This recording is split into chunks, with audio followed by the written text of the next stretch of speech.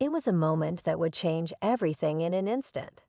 A racist cop, determined to humiliate a young black girl, seized her hair clippers and shaved her head without her consent.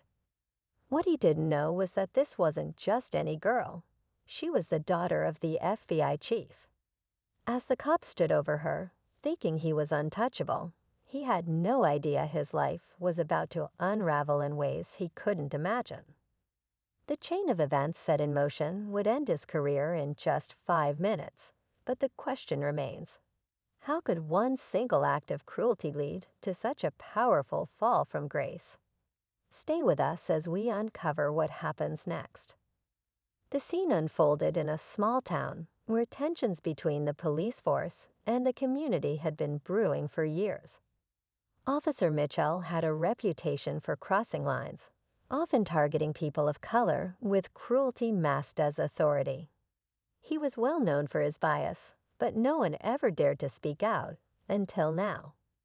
The young girl, Maya, was just 16, caught in the wrong place at the wrong time.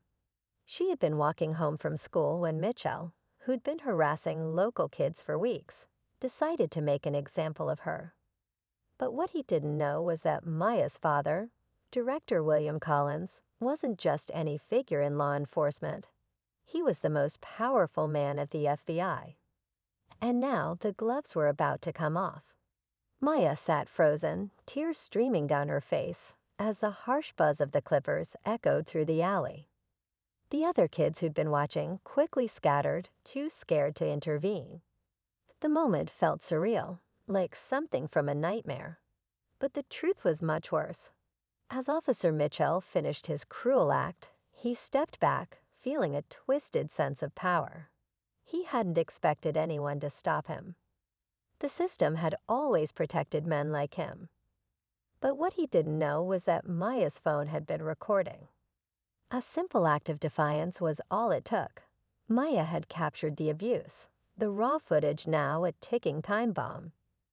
Back at the FBI headquarters, Director Collins was having a quiet afternoon, unaware of the storm brewing on the streets. He had been so focused on his work, securing his reputation, that he hadn't been as present for his daughter as he should have been. The bond between them, strained by his long hours and political pressures, felt distant at times. But nothing could prepare him for the phone call that came next. His assistant's voice was sharp, urgent. "Sir, it's about Maya." Maya's phone, which had been seized by Mitchell during the incident, was now in the hands of local authorities, who were, unsurprisingly, dismissing it as an exaggeration. But the video had already begun circulating online. It wasn't long before the news reached the press. The backlash was swift and unforgiving. Suddenly, the public was asking questions, questioning the power dynamics, the systemic racism, and the very idea of justice in their town. What was Mitchell hiding? What was his next move? For Maya, the whole world felt like it was crashing down. Her father, normally unshakable, would soon find himself in a battle he wasn't prepared for.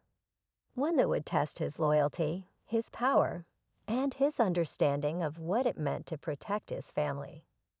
As the days passed, the controversy surrounding Officer Mitchell's actions exploded. Protests filled the streets, demanding justice for Maya, demanding accountability. Social media was flooded with hashtags, and the local community rallied behind her, amplifying her voice. Meanwhile, Mitchell's career was crumbling. His colleagues, who had once shielded him, began to distance themselves. Some privately whispered that his past had finally caught up with him. Others feared what would happen next. The pressure was mounting, and Mitchell knew his time was running out. But the one thing he still held on to was his pride, and he wasn't ready to let go. Maya, on the other hand, found herself trapped between two worlds. Her father's world, a realm of power and secrecy, and the real world, where she was a victim of injustice.